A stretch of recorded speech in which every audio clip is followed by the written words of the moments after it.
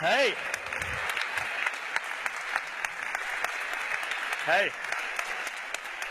Thank you. It's so great. It's so great to be here with you guys at University of Luis. Thank you for hosting me this afternoon.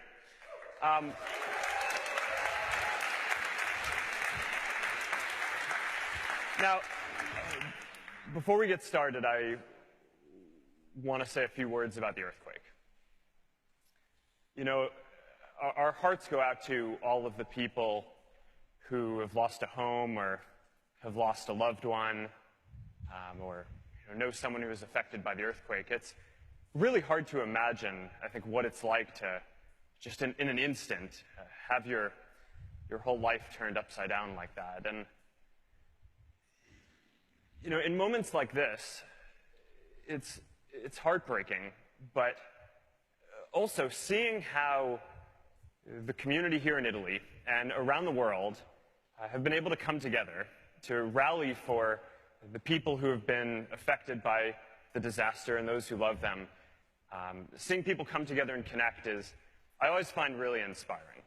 And the spirit of the people here in Italy, that we're going to get through this and we're going to rebuild and it's going to take a while, but you're going to make it happen, I think is really inspiring to people all around the world. Now, I know that this is going to be a topic that we want to talk about a bunch today, and there are going to be a number of questions about this. I looked at the thread. I think the top voted question was about this, so we're going to get to that in a second.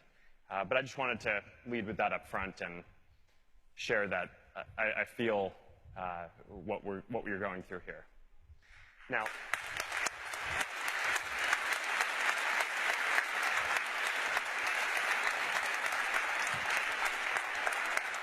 being here, being in this part of the world also brings out other emotions for me, because I love Rome. I love Rome. I studied Latin and Roman history and culture, and I loved it so much that when I was going to college, I actually thought I was going to major in classics. I didn't. I ended up majoring in computer science and psychology, but I didn't make it that long in college anyway, so you know, that not a big thing. But I love Rome. I love Rome so much that when my wife and I got married, we came here on our honeymoon. And I made us go to all of these different historical and classical places, so much so that when we got back and we were looking through the photos, my wife was making fun of me that she thought that there were 3 people on the honeymoon, me, her, and Augustus. As you look back, all the photos were just different sculptures of Augustus around the city. You know, the Prima Porta, the Augustus's home, the Areopagus, all the favorites. Got to go to the hits if you're going to be here in Rome. So I love Rome. I love the culture here. It's great to be here with all of you today. I'm really happy to have the opportunity to share a part of Facebook's culture with you, which is these town hall Q&As. Now, every week, every Friday afternoon for probably about 10 years now, we've been doing an open Q&A where anyone at the company can come and ask me any question they want about what we're doing. And you know, I think it's this great cultural tradition that we have, not only for me to have the opportunity to share what I'm thinking, what's going on across the company, but also for me to be able to learn what people are thinking, right, and what I should be thinking about that I'm missing. So a few years ago, we started doing this with our community too. And we started doing town hall Q&As around the world. So I could learn not just from people within our company, but also people in our community all around the world, what we should be thinking about and doing differently. So that's what I hope to do today. I'm looking forward to hearing your questions, hearing your ideas, sharing some of how we think about things, and hopefully taking some things back to Facebook in California that we can use to help serve the whole community all across the world better. So thank you guys so much for coming out here today. Let's get started.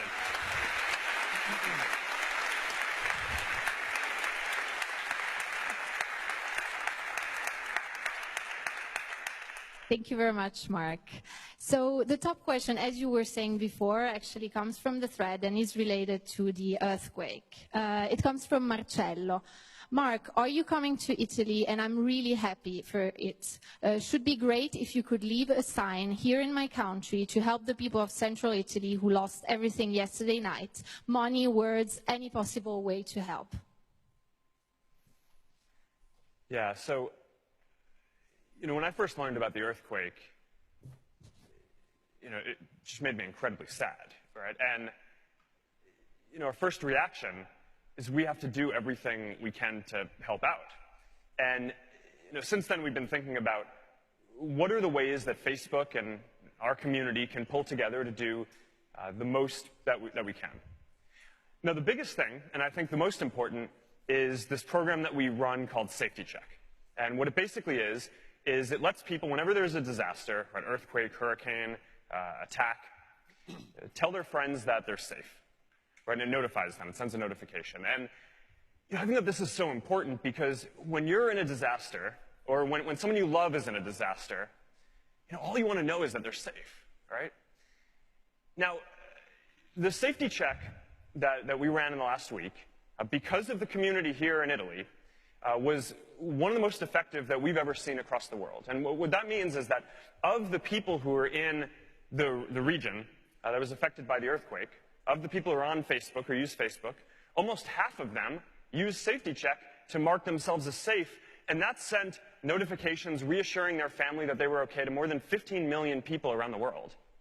So that's a pretty important tool in times like this. But we also wanted to do more. So we started working with the Red Cross in Italy, and we gave them €500,000 in ad credits and sat down with them to help them use the Facebook platform to help get whatever they needed from our community, right? So whether that's supplies, volunteers, donations for blood, whatever they need, right? Because what I think we all know is that, when a disaster like this happens, there's a lot of media attention for a short period of time, and, people talk about it. But then, the real pain and the real rebuilding happens over a long period of time, right? So you want to empower good organizations like the Red Cross who can stay focused on this for much longer than the cameras are going to be focusing on what's going on here.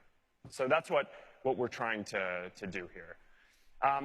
The third thing that I'm pretty proud of when I see is, people who are part of the community here in Italy using the tools to rally, right, and support the community overall. So one story that particularly touched me was there was a restaurant that posted on their Facebook page that for every dish of, I hope I don't mispronounce this, amatriciana, how are we doing?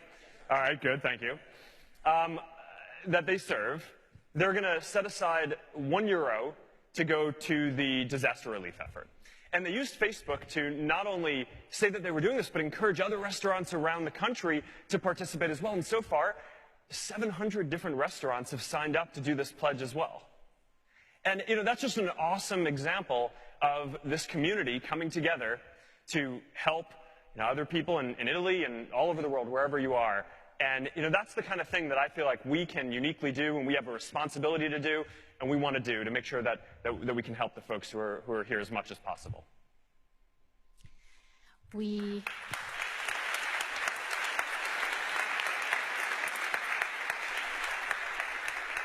will now take a question from the room. Let me look around. You're all very shy. You had a question, so don't forget to stand up, present yourself, and you can make your question. Hi, Mark. I'm Alessio. And we have all seen the incredible success of Pokemon Go with its augmented reality. And how much do you think this is going to change our social life? And if Facebook will manage to change our life as much as Pokemon Go with its Wear, Oculus Rift? Thank you. I'm glad you asked that. Because, the real reason I came to Rome was to find some rare Pokemon.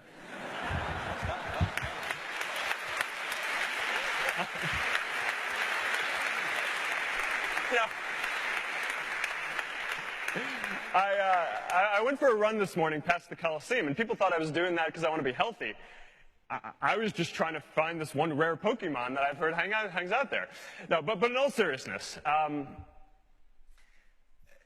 think that virtual reality and augmented reality are going to be the most social platform that has ever existed.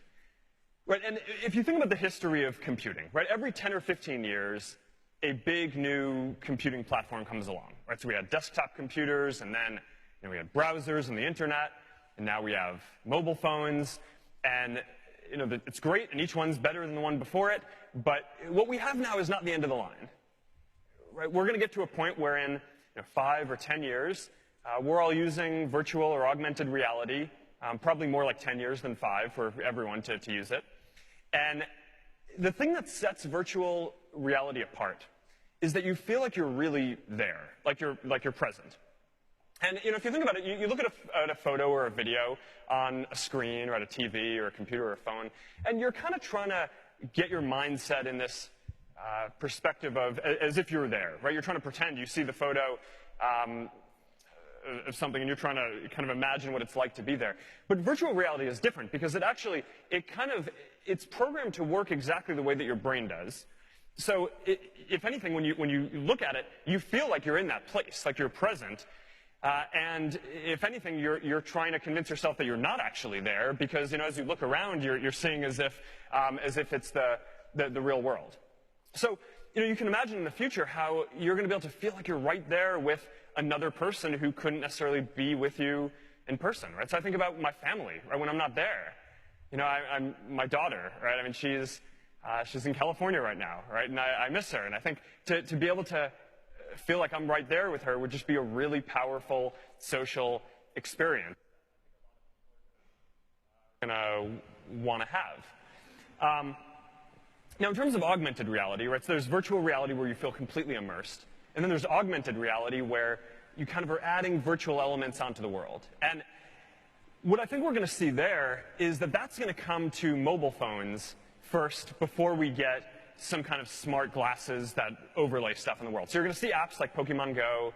You're going to see things like face filters like we have in our Masquerade app. We just launched this test for the Olympics in Brazil and Canada where people could support their country by putting face paint on. We didn't launch it here in Italy because it was just a test to start, but we hope to once we get that further along. And I think that there are going to be a bunch of tools like that kind of overlay real things from the world on top of your experience and help you share things that we're going to see soon.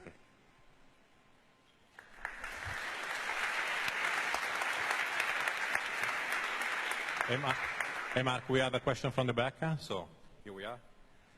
Hi, my name is Martina, and I'm studying computer engineering.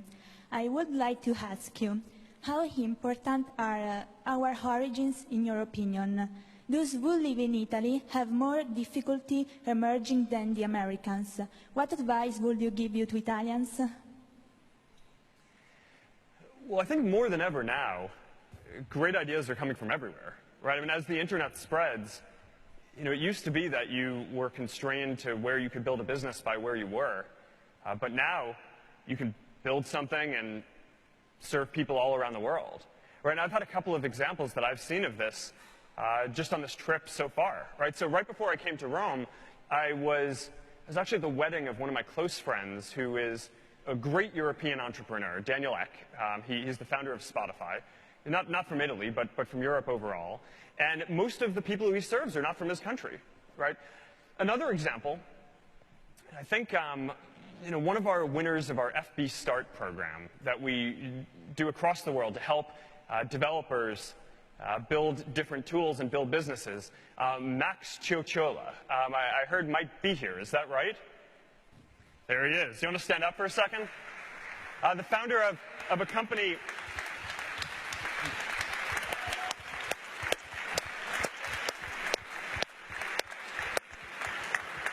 Thanks for coming out.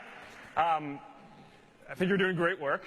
Founder of the company Music's Match, building crowdsourced lyrics for songs.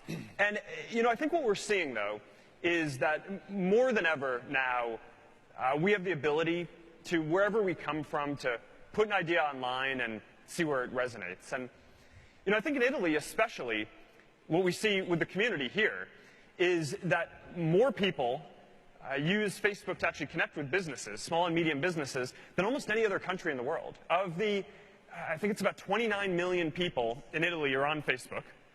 So it's about 90% of people who are on the internet. 9 in 10 of people in Italy are connected to a small and medium business, which is a standout for what we see across the world, which I think means that if you're interested in starting a business here in Italy, that's a pretty good entrepreneurial culture and community that you have here of people who want to engage. So I'd be optimistic and just focus on what you want to build and bring it to the world.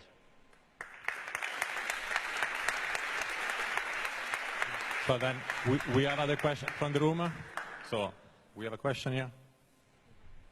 Hi, Mark. I'm Christina. Failure is mostly seen in Italy as something bad, but I know Facebook's culture is different. This is why I'd like to ask you, have you ever failed in your life, and what did you learn about failure? Thanks. Yeah, it's a great question. I think a lot of entrepreneurship is learning as quickly as you can. Right? Because no one starts off knowing everything that they're going to need to build something. So the best thing that you can do is not study as much as you can before, or not pretend that you know everything. It's go into it with this mindset that your job is to learn as much as you can as quickly as you can. And try to have this mindset that in the end, I don't think we're judged by our failures. I think we're judged by the change that we make in the world. And, when you fail, you just, whatever that idea was, it just didn't reach whatever impact you were hoping for. One of my favorite stories, I love reading about famous scientists. And one of my favorite stories is this biography of Albert Einstein, and it talks about all these things that he just totally messed up, right? I mean, he's well known for the theory of relativity, which of course changed the world in so many ways, right? Changed fundamental physics, changed how we think about energy, changed how we think about the whole universe. But his belief in that also led him to make a lot of mistakes, right? It led him to think that there couldn't possibly be black holes, because his belief that space-time was this beautiful thing led him to think that black holes are a rip in space-time, that can't possibly be. So in some ways, he was kind of against that. He was a little bit against quantum mechanics, and those theories ended up being wrong of his. But in the end of the day, no one really remembers that. Right? What people remember is the good stuff that he did and how he experimented along the way to learn and prove his theory of relativity, which ended up making such a big impact on the last century and going forward. And I think that the more that we can remember that and build that into our entrepreneurial culture, I think the more great ideas and people will succeed around the world. Because at the end of the day, it really isn't how you fail, it's what you take away from that and do going forward.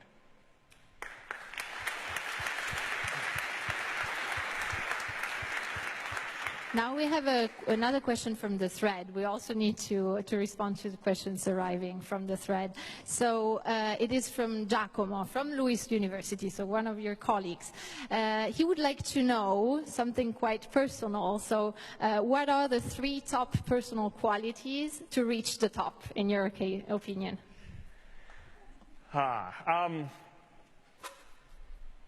So I think if you want to build something great, you should focus on what the changes that you want to make in the world. Right, that to me is number 1. Right, I see too many entrepreneurs who decide that they want to start a company before they actually know what it is that they want to build. And to me, that just seems backwards, right? Building companies, you're going to change a lot. You're going to need to learn a lot along the way. So it really makes sense to go in with an idea of what the impact is that you're going to want to do, not that you want to have a bunch of people working for you or want to start a company or something like that. The second is that no one does it alone, right? So you need to get the best, you need to build the best team that you can. I think that there's this myth in the world that of kind of the founder, right? The individual. A lot of people, they talk about me in Facebook, and it drives me a little crazy because I think that understates that this is a big team effort, right? I mean, we have a lot of people working on Facebook now, thousands, And even at the beginning, there were a bunch of people who were working on it. And when you look at most big things that get done in the world, they're not done by one person. So, you're going to need to build a team. And so you go in with the idea of what you want to do in the world. And the next most important thing that you're going to do is just surround yourself with the best people that you can to learn from. Because you're going to need to learn over time, and you're going to need people who have complementary skills, because you're not, no matter how talented you are, there are just going to be things that you don't bring to the table. And that's certainly true for me. Our company works because we have a really talented core team of people who complement me, who have different skills that I don't have. And then the third thing that I would say is just persistence. Right? So nothing ever goes the way you want it to. Right? People talk about overnight success, and that's not the way it works. Right? Overnight success happens after you work for a long period of time to build something. Then one day you wake up and people are like, oh, this is successful. It just appeared. And that's never how you experience it when you're actually working on it. And so when you're building something, you're just going through all these trials and tribulations along the way. And I think a lot of people give up. Right? And that takes different forms. Right? You don't push through to see through what you believe. Some people sell their company before it reaches its full potential. Some people change the direction. Some people leave. But I think that the biggest things that have gotten done in the world tend to be done by people who primarily believe in a mission and are not trying to build a company, first and foremost, by teams, not by individuals, and by people who just don't give up.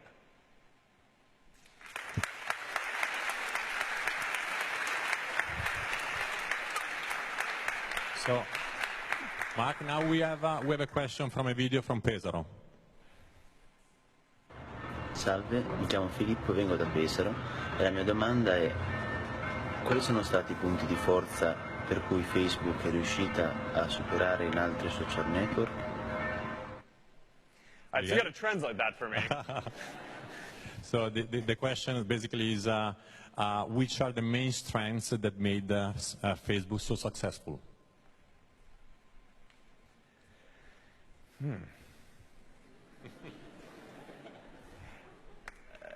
I think it's that we focus on learning, right? The last question was a little bit similar in that, I think in order to build an organization, you want to build an organization that's focused on mission and your purpose above all, that has a strong team and that is very focused and doesn't give up when things get tough. But, I think more than anything, you also need to build an organization that is focused on learning.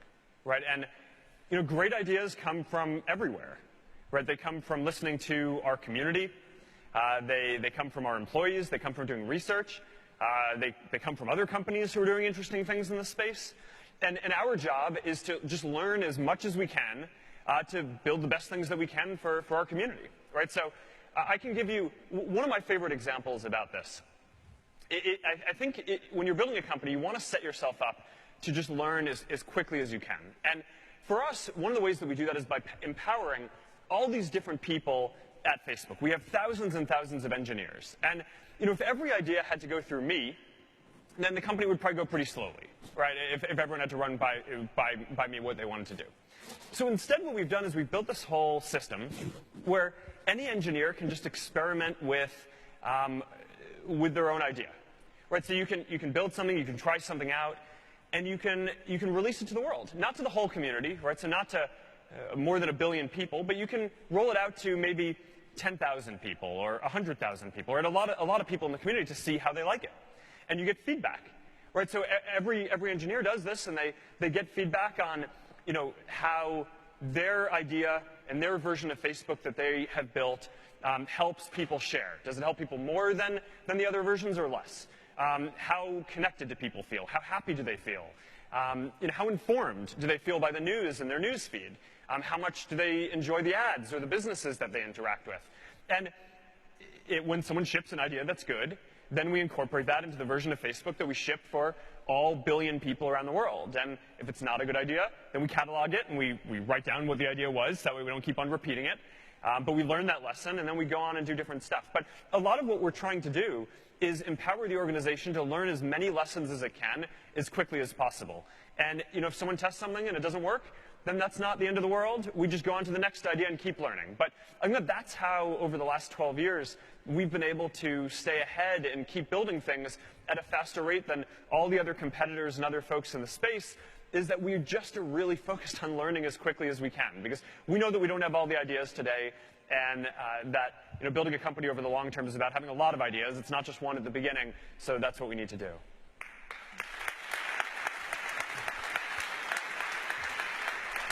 So now we're going to take another question from the room, and I know there was one here. Don't forget to present yourself.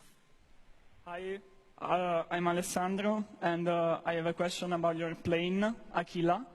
How did you get this idea, and how do you think it's going to influence the future of undeveloped countries like Africa, where people still don't have access to the internet? Yeah. So if you want to connect everyone in the world, helping everyone get on the internet is really important, right? And it turns out today, even though we all have phones, right, and use the internet, that more than half of people in the world today are not on the internet. So that is just a really important problem that we want to help solve for the world in the next 10 or 15 years. And it turns out that the internet is really important for a lot of people beyond just staying connected, and beyond knowing what's going on with your friends and family. The internet also helps deliver really important tools like education, right? If you live in a place where there's not a good school, then the internet's one of your best bets for getting education information. But if you live in a place and you don't have access to a good doctor, and you want to know if your child is sick or something like that, then the internet is one of your best tools to be able to do that. So there's a lot of research that shows that for every 10 people who get on the internet, about one person gets lifted out of poverty and new jobs get created. So, for 3 or 4 billion people around the world who are not on the internet, one of the best things that we can do is help connect everyone around the world. And it turns out that there are a few big issues that are blocking people from using the internet. So the first is kind of the infrastructure, right? There are a lot of people who, even if you had a phone, there would be no network around where you are, right? And that's the problem that Aquila is trying to solve, right? If you live in some remote area, then what we're going to do is we've designed this plane that can fly over your village or your town, and can stay there for 3 or 6 months at a time. And it's almost like a cell phone tower in the sky, and it beams down internet access to people so that way they can have access to the internet no matter where they are. There are other problems too, right? So another problem is cost, right? So it's not just some people have access, there is internet where they live, but they can't afford to use it. So for that, we need to do a number of things. We need to make it so that we make the cost of using the internet cheaper. And we can do that both by making data rates less expensive, we have programs to do that, and by making it so that our apps use less data, right? So that's a big effort that we have. And in the last few years, we've actually made it so that our Facebook app uses 1/10 as much data as it did before. So if you're paying per bit to use the internet, then now using Facebook costs only 10% of what it did before. So there's a lot more that we can do and empower other developers to do. And the third category that I think is important to talk about too is that there are a lot of people who actually can't afford to use the internet, and there is a network, but they didn't grow up with the internet, right? Maybe they didn't have a computer, or they just never used the internet. So if you go up to them and you ask, do you want to pay for a data plan? Their first question is, why would I want to pay for a data plan? So we need to show why the internet is valuable. And that's why we have this program, Free Basics, which goes and gives people some free services on the internet for free, which then after people experience the internet, they end up realizing why it's so valuable to connect and connecting more broadly. So, the internet connectivity efforts that we've done at Facebook so far have already connected more than 25 million people around the world. It's a small impact against the billions of people who don't have access and need it, but we're ramping up, it's growing quickly, and I think efforts like Aquila are going to help a lot on this too.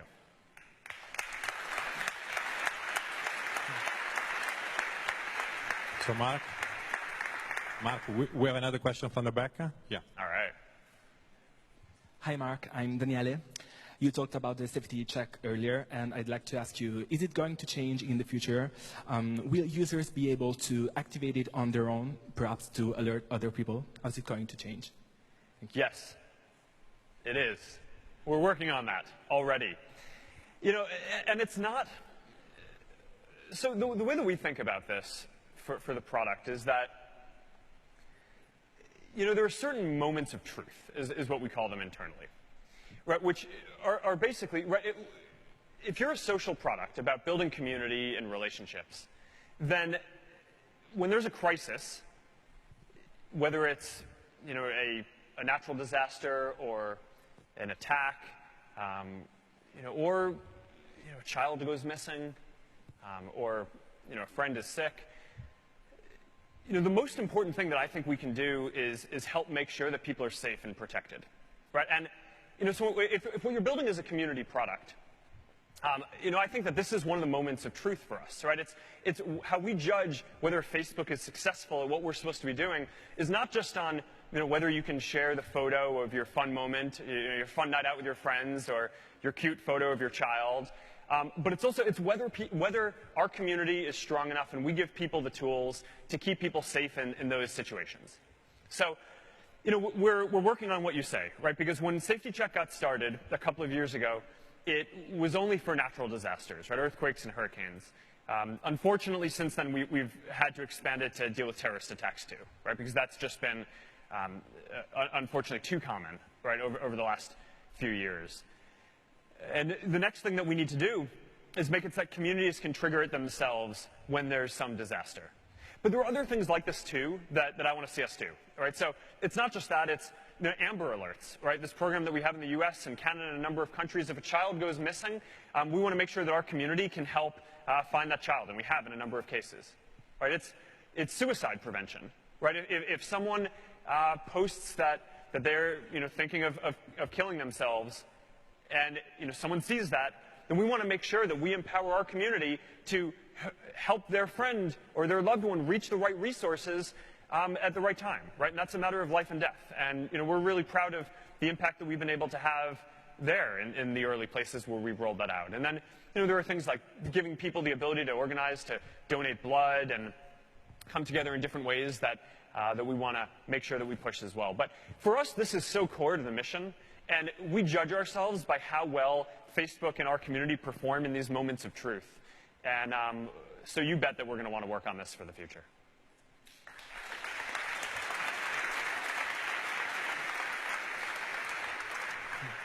So, Mark, we have now another question coming from video. Yaqeem from Canada. Hi, Mark. My name is Taehu, and I'm a second-year medical student in Canada, originally from South Korea. Today, I'd like to ask you how you motivate yourself at work to stay on track. I'd like to be able to use my 24 hours more efficiently. Thank you. Bye.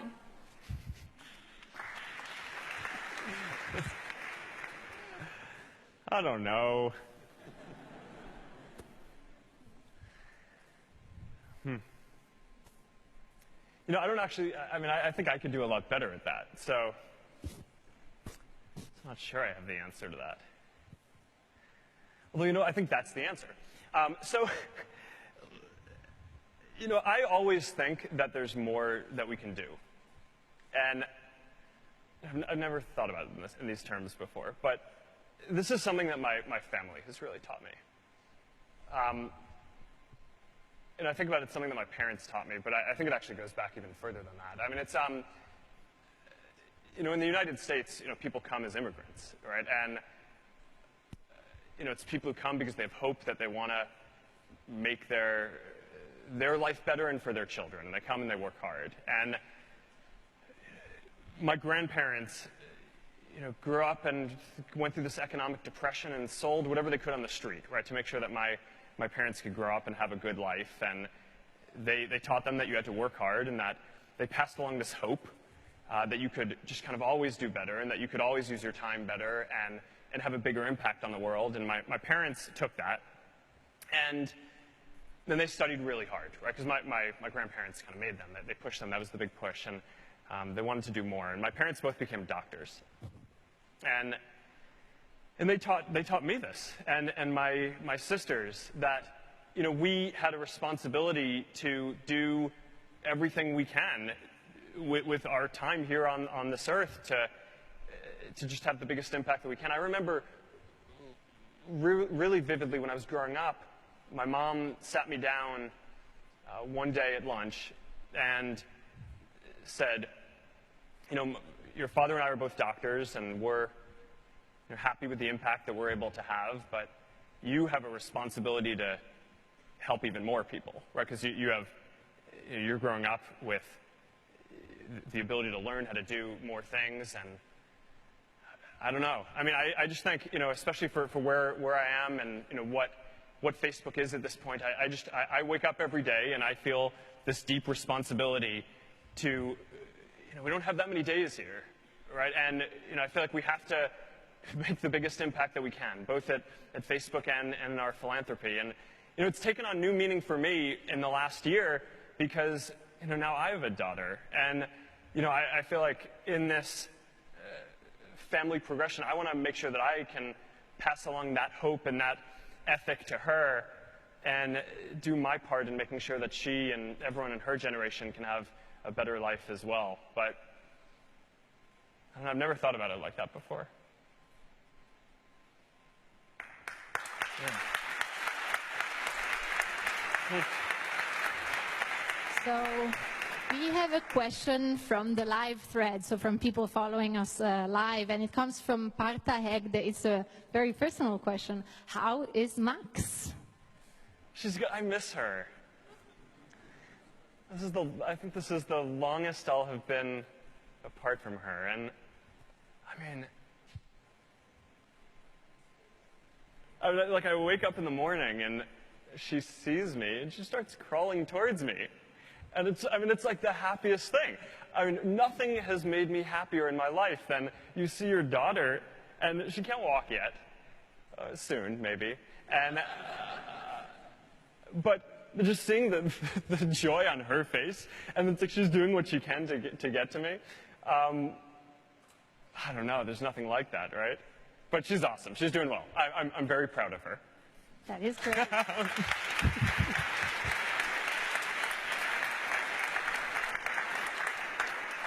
We have a video now, another video from Davide from Napoli. Hi, my name is Davide Cucurullo and I'm from Naples. I have a question about the role of Facebook in the media. Do you see it as an editor? Thank you very much.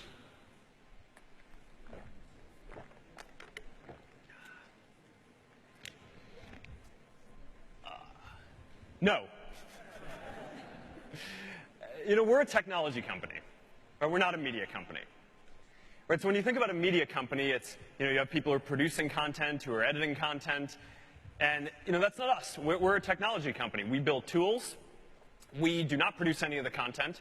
We exist to give you the tools to curate and have the experience that you want to connect with the people and businesses and institutions in the world that you want, right? So every person gets to program their own Facebook experience, right? You choose who your friends are, who you want to follow, you know, what businesses you want to follow, what other institutions. And in that way, you know, one of the cool things I think about social media is that I think it's the most diverse form of media that has ever existed.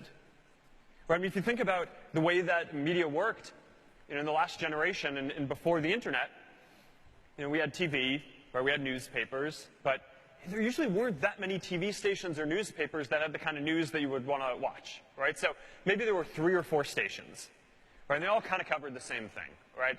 Maybe one different editorial slant on it. Same thing with newspapers, right? There were probably a few in any given area, and they had different editorial views. You kind of picked the one that you wanted to read, and you got all of your information from that. But now think about the internet, and think about social media, and think about your feed. Right? I mean, you now have the chance to connect with people all over the world. Right? One stat that I love is the average person in Europe who uses Facebook has, I think it's more than 50 friends from outside their country. Right? So now you're not just getting your news from around you, but you are connected to and getting updates from people all around the world, right? All around the continent and all around other places. And you know, most people, you know, a lot of your friends might share your views, but most people have some friends who don't, right? Who come from different backgrounds, different ethnic backgrounds, different ideas, different political philosophies. and you're going to see their content too, which is very different from what you'd see in a newspaper or TV station where you just kind of get all your news from one place. So, I think that we're really proud of our role as a technology company and not a media company in this. I think the world needs this. The world needs media companies too, but I think the world also needs technology platforms like what we do, and we take our role in this very seriously.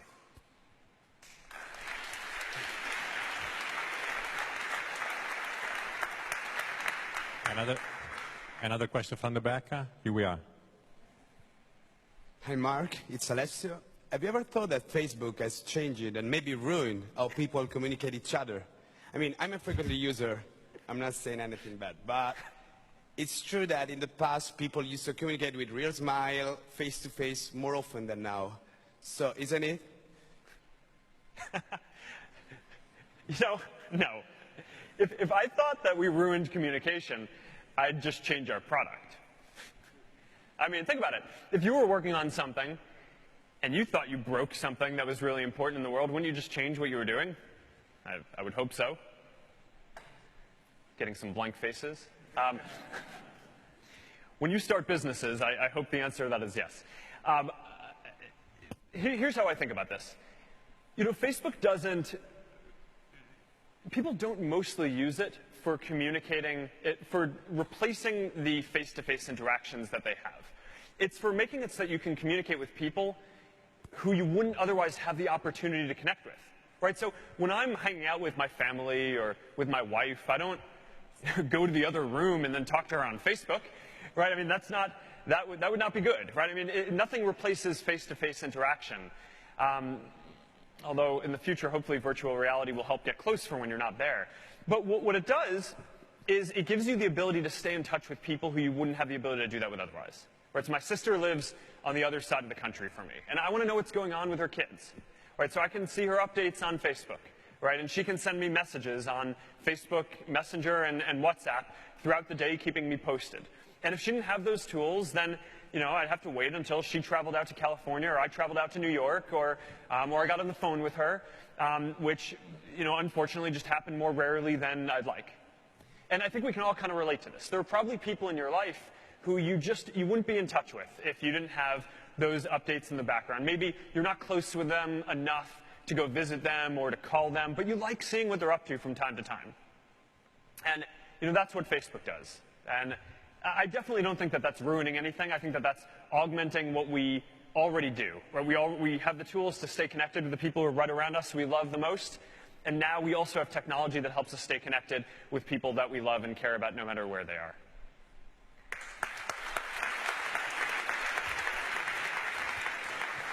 So, Mark, we have another question from the thread, from Alessandro from Milan. He asks, where did you study Latin? Why did you decide to study it? And he also comments on the fact that it's not common for Americans to study Latin or Greek. So what do you say to that, Mark? Well, so I started studying when I was in high school. And I have to be honest here. I'm not very good at languages. I actually started initially studying Latin because when I was in middle school, they offered Spanish and French, and I was terrible at both of them. And I love languages, I'm just really bad at them. I've actually studied 7 different languages in my life, if you count English. And, but the part that's really hard for me is speaking. So, Latin, you don't have to speak. So that's how I got into it originally. And then I just kind of fell in love with it. I'm like, all right, this is awesome. I love the culture. I love the history. I love learning about stuff. I was thinking about this on the way over. I'm like, all right, gotta be able to relate. There's so many good classical Roman entrepreneurship stories. I gotta be able to drop one at this town hall Q&A. Or else, what would this be? What would this whole trip to Rome be if I couldn't talk about Latin in some way? So, I'm going to go pretty basic on this. How many of you guys have studied or read the Aeneid? Okay. Wow. How many of you guys study Latin? All right, there you go. All right. Good. And you know, there are a lot of people who are watching this live who have not studied Latin or read the Aeneid, and who I think will appreciate this bit of Roman culture.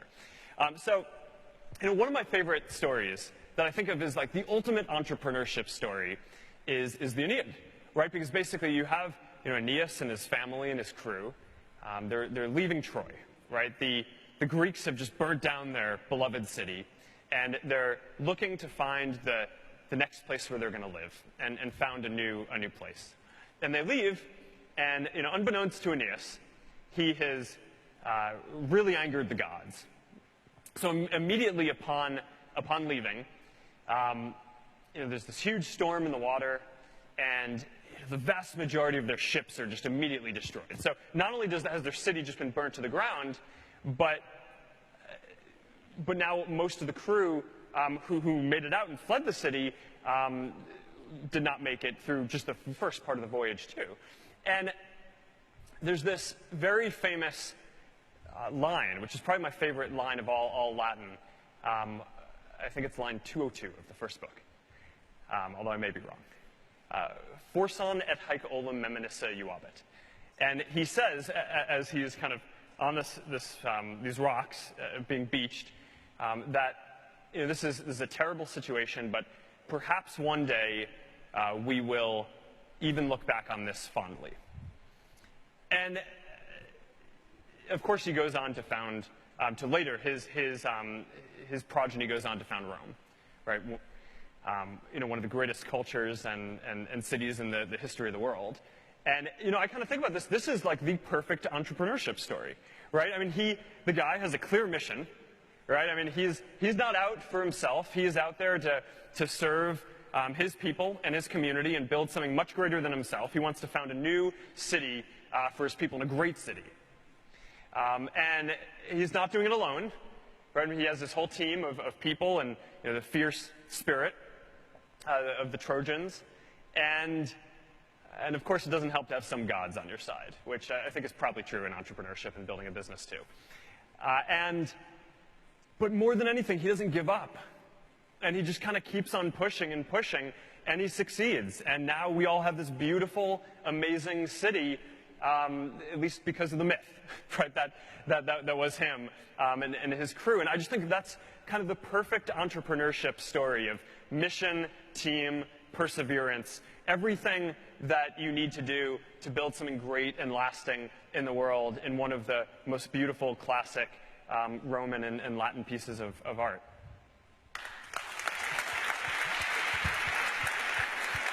And you know, I know we're here to talk about technology and not Latin, but you gotta humor me, because I love this stuff. There's no way I'm gonna come to Rome and not tell a Latin story. So looking for question.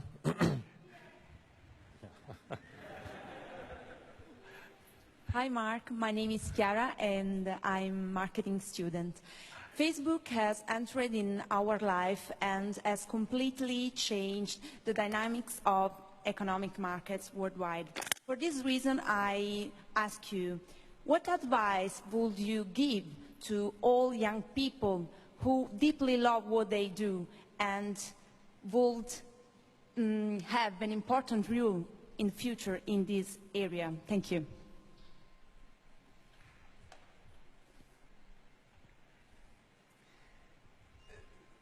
The most important thing that I think I can say is that you have the tools to build what you want. Right? I remember when I was studying computer science in college for that short period of time that, you know, I remember thinking, okay, I'm taking these classes, but one day somewhere out there are people who do this for real, right? I'm just learning these classes, but there's real programming. I remember actually really specifically the night that I released the first version of Facebook, thinking that some other real company out there was going to build this for the world, because there was no way that a bunch of college students who didn't know anything about business were going to be able to build something like this better than big companies that had thousands of engineers and were already serving hundreds of millions of people and had millions of servers and all that. But it turned out that we actually kind of knew what we needed to, right? And there's some media myths about entrepreneurship that I think are actually pretty disempowering, right? The idea that you have to do everything yourself, right? That there's kind of the founder myth that we talked about before. You know, I think it's really disempowering because it makes you feel like if you can't do everything yourself, then maybe you can't build something. But I think it's wrong, right? I mean, nothing great has ever been built by just one person. Similarly, I think there is a lot of mythology that great ideas or things that are big come fully formed as an idea. And if you don't kind of have your big thing that you want to go do, then, you know, you should go home because, you know, you can't compare to the other people who do. But, you know, that's not how anything works in the world, right? Nothing ever comes out fully formed, right? People start because they have something that they care about, and you work on it, and you care about it. And a lot of the time, I think it's just because you care more that you end up succeeding and pushing hard. I think that's definitely the story of Facebook. Where there's no reason why those other companies couldn't have built what we built. We were college students who had many fewer resources. We built it because we just cared more when they didn't. And I think the same is going to be true for you and a lot of other folks as well.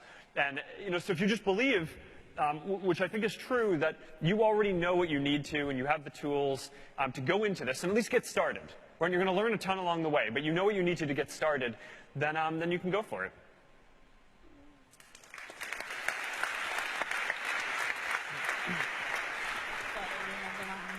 There was one question here. Please, alzati. It's Roberto, student in Lewis, founder of BuzzRapido.com. I would like to ask, at what stage are you with the development of your personal Jarvis, and when can we buy one? Oh, you know, I'm making progress, and I hope to have a demo hopefully next month. And, you know, so for one of my every year I do these personal challenges, right? So one year was study Mandarin recently, which was especially hard because I'm bad at languages. This year, I have two. One of the challenges was to build an AI system to help me control my home and do my work. And then the other was to run an average of 1 mile a day. So it turns out that one of those challenges is a lot easier than the other. So the running, I finished about halfway through the year. The AI, still working on. But, you know, I got it to this point where now I can control the lights, I can control the gates, I can control the temperature, much to the chagrin of my wife, who now cannot control the temperature because it is programmed to only listen to my voice, which is one of the perks of being an engineer is you can do that. I'll give her access once I'm done. So it's getting there, and it's starting to be able to do some pretty fun things, and I'm looking forward to being able to show it to the world. I'm really proud not only of, you know, just this quick demo that I've been able to build, but it's awesome because I get to interact with all these Facebook engineers who are doing all this awesome AI work, right? In speech recognition, in face recognition. I programmed it so now when I walk up to my door, my gate, I don't have to put in a code or something like that to get in, or put in a key. It just sees my face and it lets me in. And so that is pretty fun. But there's some state-of-the-art AI in there that it's been awesome to get a chance to work with our engineers at Facebook and really see on a day-to-day basis what they're doing and how far advanced the work is that they're doing. It's been a really cool experience so far, and I'm looking forward to showing it off next month.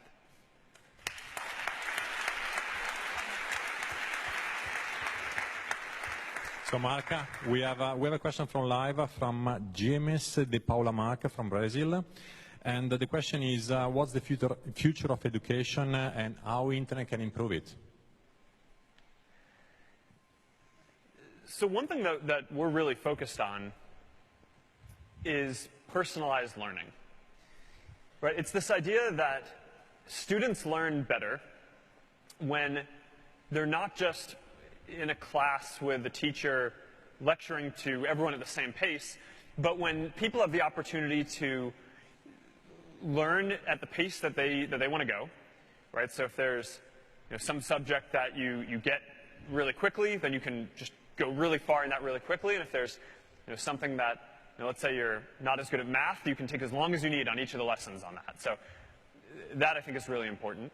And then the other aspect of personalized learning is giving people the tools to learn in the way that fits them, right? So some people will learn best by partnering and working with other students, or by listening to a teacher or talking to a teacher. Some people work best by playing games, right? Some people work best by watching videos or doing practice problems. And what we want to do is enable all students across the world to have the tools that they need to learn in the way that suits them, at the pace that suits them. And that's something that I think the internet can really help with, right? It can help give teachers the tools that they need to teach their students in this kind of a personalized way. So this is something that we're working on both at Facebook by building software for personalized learning, and we're really happy. We now have this in more than 100 schools, starting in the US, but hope to have this all around the world pretty soon. And it's a big focus for us on our philanthropy as well. The Zuckerberg initiative, our big effort to help improve education, among other things around the world, is also funding a lot of different personalized learning models to help spread this kind of model. But you know, I think I'm really optimistic about personalized learning. The results that we get from the initial schools who are doing it are really good. It shows that students who are at the top of their class can get really far ahead just by learning as quickly as they can. Students who might be falling behind now don't need to fall behind because they can just take as long as they need to on the lessons. The results are really good, and I'm really excited to get this into more teachers' hands and more students' hands around the world.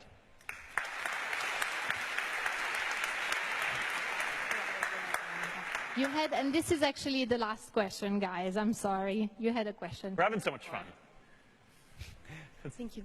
Hi, Mark. I am Maria Sole, and I'd like to ask you, how did you manage to keep your composure when you became so famous as you are?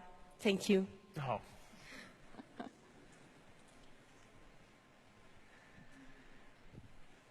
You know, some things change, but most don't. Right? You know, I'm still working with a lot of the same people that I have been working with, from really early on. It's one of the things that has been the most important to me is, you have family. My wife, we've actually known each other since before I started Facebook. My core team at Facebook, I think of folks like Cheryl. We've been working together for around 8 years now.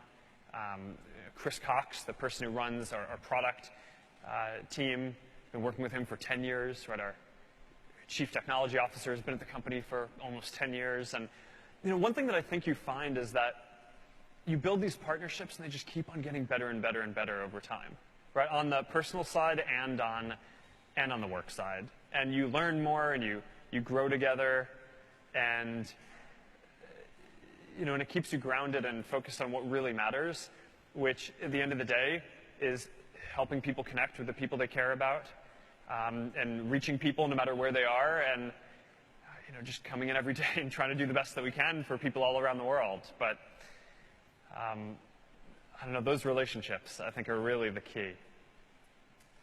All right. Thank you. I really appreciate you guys coming out.